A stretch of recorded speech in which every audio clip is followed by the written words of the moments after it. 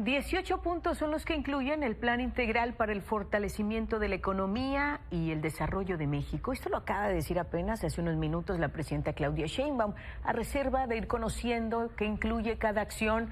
quisiéramos abordar el tema con un experto, profesor de la Facultad de Economía de la Universidad Autónoma de Nuevo León, el doctor Jorge Moreno. Nos toma la comunicación, además tiene doctorado en Economía por la Universidad de Chicago. Doctor, es un gusto que nos acompañe. Muy buenas tardes.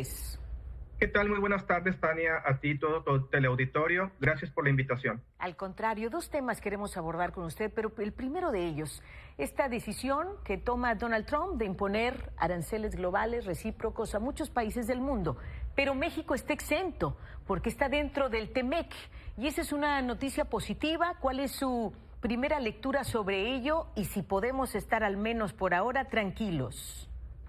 Pues sí, efectivamente, como bien lo señalas, el TEMEC representa una especie de seguro de primer impacto de todas estas ideas que van en contra de una larga tradición del fomento al comercio internacional y la globalización. Al parecer, el presidente Trump es ajeno a toda esta política de integración económica, y con los anuncios que recientemente hizo, los ataques constantes y las amenazas de imponer aranceles sin saber exactamente cuál es el monto o cuándo comienzan a operar, o si siquiera van a comenzar a operar en el contexto legal internacional en el que nos encontramos, lo que añade a nuestro país y al mundo es un grado de incertidumbre que se va a reflejar desafortunadamente en menores inversiones, justamente en vísperas de lo que muchos consideramos una recesión económica internacional inmediata. Entonces, ante lo anterior, dado estos avisos, el TEMEC representa para nuestro país un cierto grado de protección ante estos aranceles recíprocos que anunció el presidente Trump. Y definitivamente la estrategia que habremos de seguir desde el gobierno federal para poder confrontar este tipo de acuerdos y de negociaciones va a resultar fundamental para que todos estos indicadores que la presidenta mencionó en la nota anterior, antes de ir a corte, puedan seguir siendo vigentes, porque hemos de recordar que muchos de estos indicadores que la presidenta hace mención fueron en un contexto de recuperación económica post pandemia, y en donde nuestro país se vio fuertemente beneficiado por su ubicación geográfica y por la calidad de capital humano de sus estados de frontera, como es el caso de Nuevo León, en donde el fenómeno de nearshoring permitió la reintegración económica internacional de nuestro país,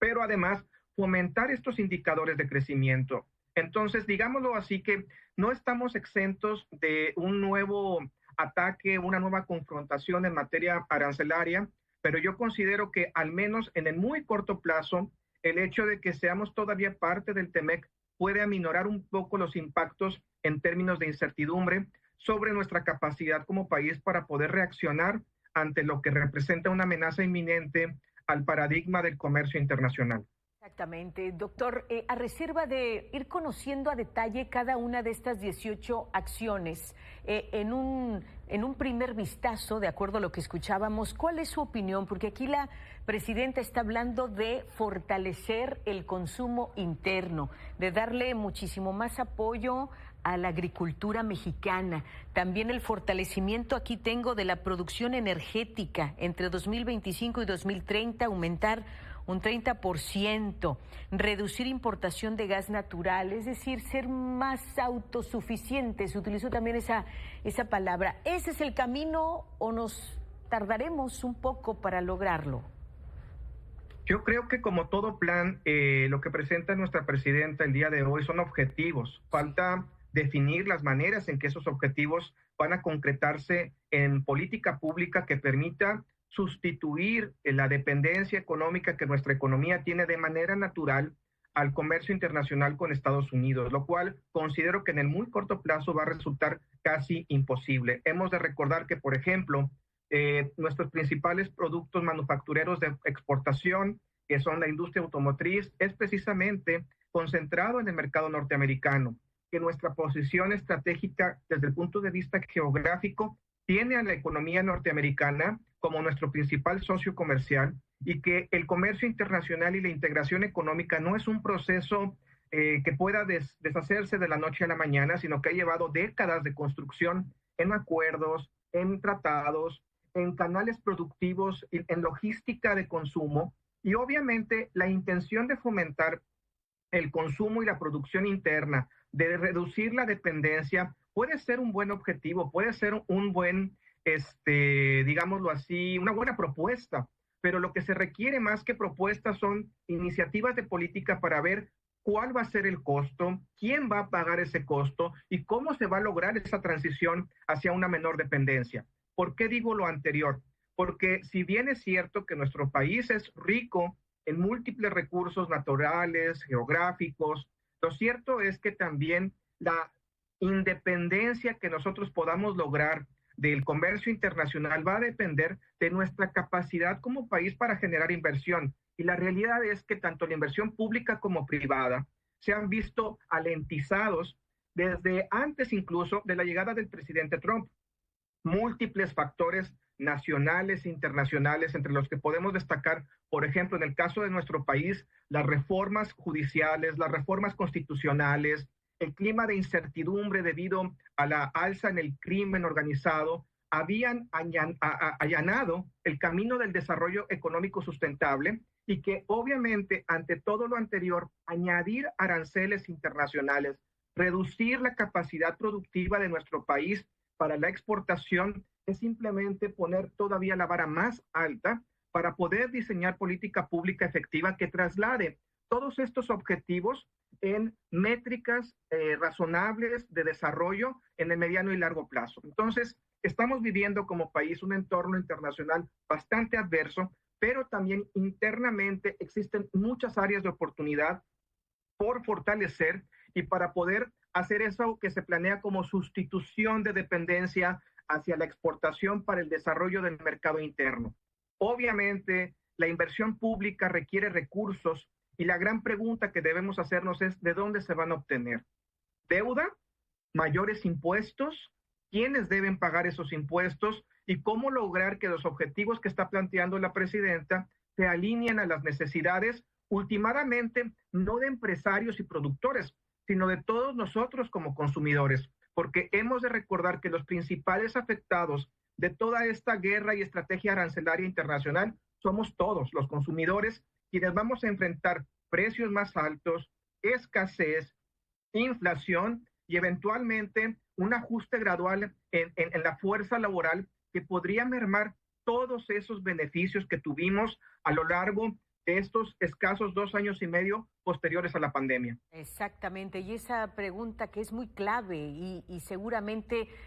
pues se tendrá que despejar en próximos días, ¿de dónde van a salir los recursos para llevar a cabo estos objetivos que se antojan, como dice, de mediano a largo plazo? Porque en el corto sería, como dice, casi imposible. Ahora, doctor, también hay un tema que es importante, que es el sector automotriz, el acero y el aluminio, que está pendiente. Ese sí tiene arancel, 25%, y entonces están en diálogo, en negociación, y serán claves los próximos días para que se logre un acuerdo. Mientras tanto, ¿cuál es la afectación que ya podría tener o que ya está teniendo México en este sector?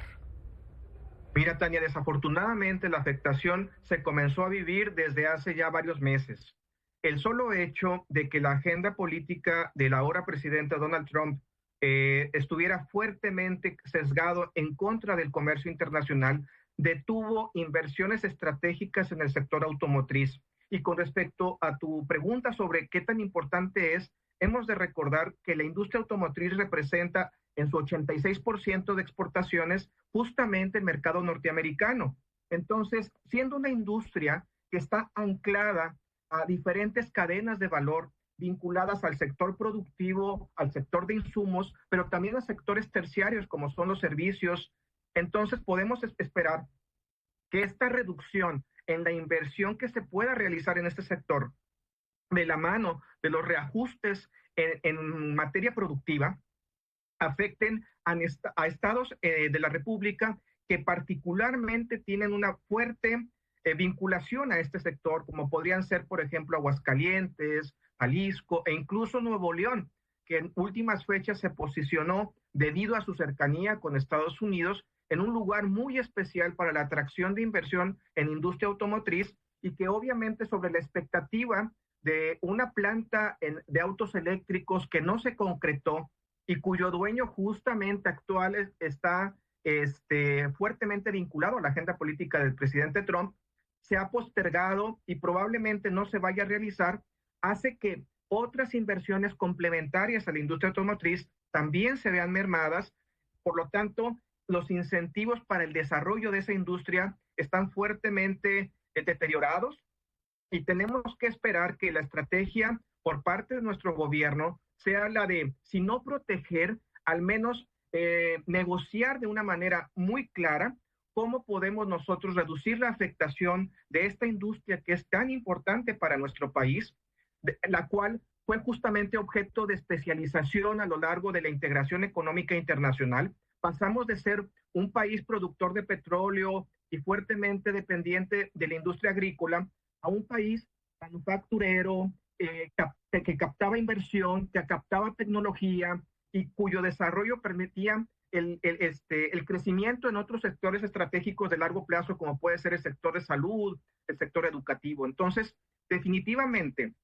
lo que debemos esperar en los próximos semanas o meses debe ser una estrategia clara, limpia, bien negociada para minimizar la afectación, porque hemos de recordar que en estos anuncios que hizo el presidente Trump y que justamente está mostrando esa tabla de tarifas igualitarias entre diferentes países, nuestro país sigue siendo de los menos perjudicados, lo cual no implica que no vamos a tener una afectación, sino que simplemente garantías como el TEMEC o garantías como nuestra capacidad para no contestar en esta guerra arancelaria con impuestos que incrementen la aversión a nuestros productos en el mercado norteamericano, van a ser fundamentales para poder enfrentar en el muy corto plazo esta coyuntura. Bien, pues atentos como siempre. Qué gusto poder conversar con usted, doctor Jorge Moreno, profesor de la Facultad de Economía de la Universidad Autónoma de Nuevo León y doctorado en Economía por la Universidad de Chicago. Gracias por estar esta tarde con nosotros. Muchas gracias, muy buenas tardes, estamos en contacto. Claro que sí, buenas tardes.